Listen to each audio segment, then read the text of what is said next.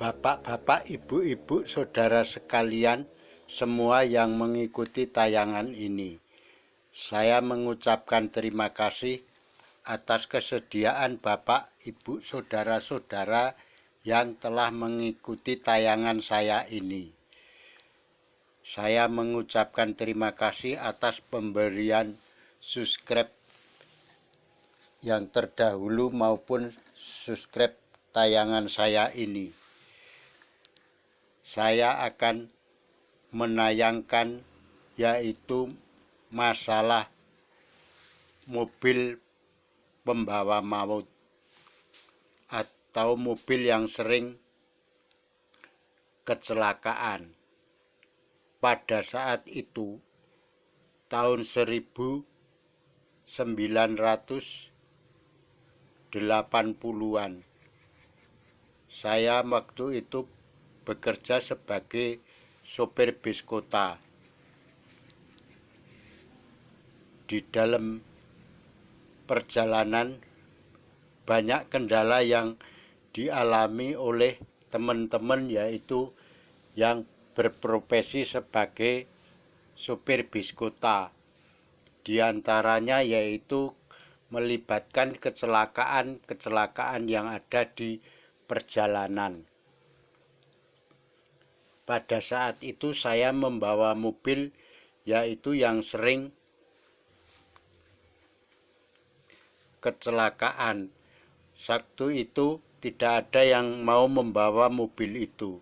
Akhirnya saya yang kebagian membawa, yaitu mobil yang tadinya sering terlibat dalam kecelakaan. Mobil itu telah diberi tanda yaitu tapel kuda, yaitu di radiator ada, di plat nomor ada, di belakang ada, karena saking seringnya mobil itu terjadi kecelakaan.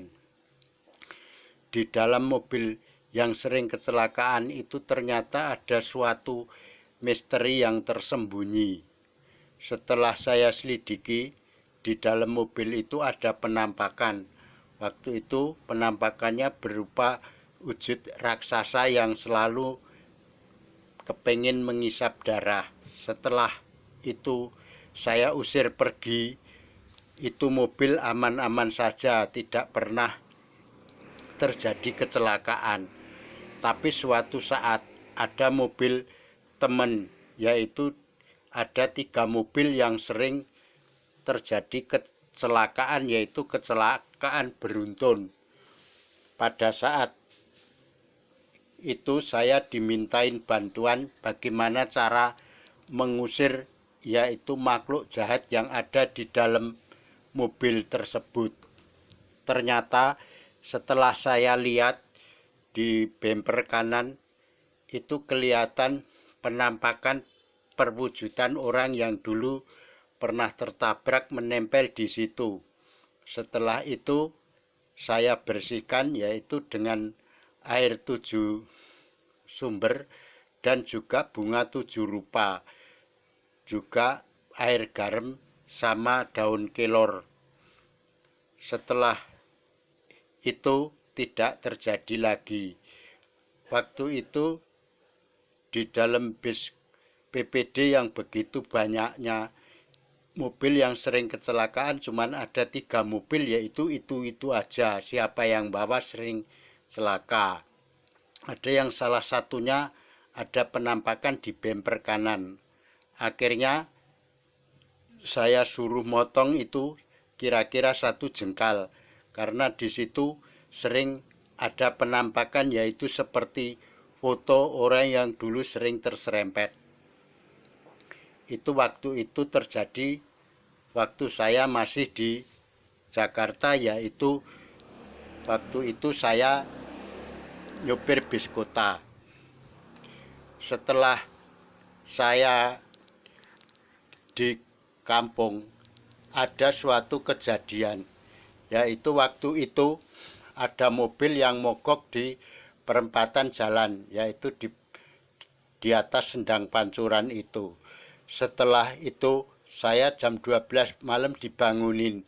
Ini di dalam mobil ada orang yang kesurupan. Dia mau lompat dari mobil waktu itu. Setelah itu saya gitarin mobil itu, saya mengitari mobil selama 7 kali. Di situ ada bayangan seseorang, yaitu orang yang dulu pernah terserempet mobil itu. Setelah itu saya nanya sama yang punya mobil, bagaimana ini mobil, apa dulu pernah menyerempet? Ini kok di sebelah kanan samping pintu itu ada gambarnya seperti motor terseret. Terus akhirnya dia mengaku, lah ini kamu ditahan di sini itu bukannya kamu disakiti, tapi ini kamu diselamatkan. Karena kalau kamu jalan terus nanti bakal dijegal. Ini sosok ini harus kita hilangkan. Setelah itu dia minta supaya disucikan. Karena itu waktu itu jam 12 malam, saya ambil 7 sumber, cukup dari 1 sumber, yaitu dari sendang itu. Tetapi biarpun 1 sendang, saya tetap nyebut nama 7 sumber yang itu, yang sumber itu yang goibnya dari Kediri, dari Majapahit, dan juga yang goibnya dari Mataram. Semua 7 sumber itu kita satukan untuk menyiram yaitu mobil tersebut dengan seadanya. Karena udah waktu malam, yaitu udah jam 12 malam, terpaksa saya cuman ngambil bunga di rumah seadanya. Yang penting 7 macam atau 7 rupa udah untuk menyiram itu. Karena bayangan itu kalau tidak dihilangkan nanti tahu-tahu bisa muncul di depan sopir itu dan bisa mengakibatkan celaka. Setelah itu selesai, saya suruh sopirnya itu mengitari 3 kali. Karena tadi saya udah mengitari selama 7 kali. Setelah itu bayangan hilang, tidak nampak lagi. Bayangan tadi kita alihkan, yaitu kita taruh di seberang kali. Karena itu dulu arwah memang penasaran, ya kita sempurnakan biar kembali ke asal. Akhirnya saya persilahkan jalan. Jadi mobil yang sering terjadi kecelakaan itu di bodi mobil itu ada besi yang seperti ada yoninya.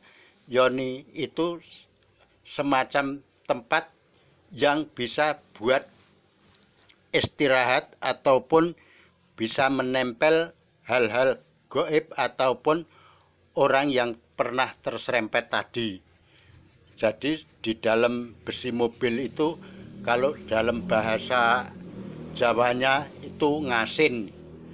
Kalau ngasin itu sebetulnya ada yaitu suatu bayangan atau fotokopi yang nempel di tempat itu. Makanya sering kecelakaan terjadi ya di tempat itu terus menerus, karena seperti menarik seseorang yang diarahkan ke situ. Makanya saya waktu di Jakarta, waktu saya bawa mobil, kalau mobil itu memang sering terjadi kecelakaan di spekbor kanan terus menerus, saya suruh motong kira-kira ya 1 jengkal tempat yang tadinya untuk menempel itu, karena kejadiannya pasti di situ terus.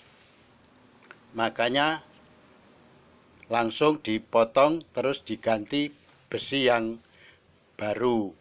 Terus besi yang lama itu saya suruh ya dipendem lah, karena itu ketempelan, yaitu seperti fotonya orang yang tadinya terseret. Tetapi foto itu sebetulnya kalau dilihat dengan mata telanjang tidak kelihatan. Itulah misteri mobil yang sering membawa maut. Jadi kalau kita mau beli mobil, yang penting kita harus cari hari yang baik, cari hari yang kira-kira tidak membahayakan, karena bangsa begitu itu kalau lengah dia bisa menyusup sewaktu-waktu. Jadi kalau di kampung kalau beli mobil baru biasanya dikasih istilahnya biar selamat. Terus kalau kita mau jalan, karena saya itu mengalami bawa mobil yang begitu, saya selalu berdoa dulu. Sebelum kita naik mobil, kita putari dulu 1 kali, biar bayangan itu tidak macam-macam.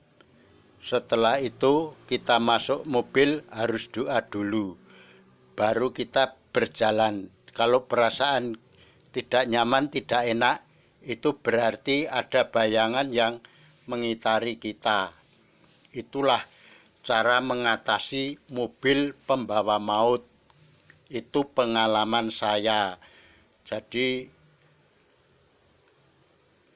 mobil-mobil yang sering terjadi kecelakaan yaitu karena ada kodamnya yang jahat. Ada istilahnya mobil ngasin, atau istilah lain besinya itu ada yang tidak bagus, ada yang ketempelan, hal-hal yang mistik. Begitulah pengalaman saya cara menyelamatkan mobil dari gangguan yang tidak nampak. Itu terjadi tahun 80-an dan sekitar tahun 2020-an. Cukup sekian. Terima kasih kepada bapak-bapak, ibu yang mengikuti tayangan ini. Dan jangan lupa berikan subscribe untuk memperbaiki tayangan saya berikutnya. Dan juga saya mengucapkan terima kasih atas subscribe yang diberikan sebelumnya.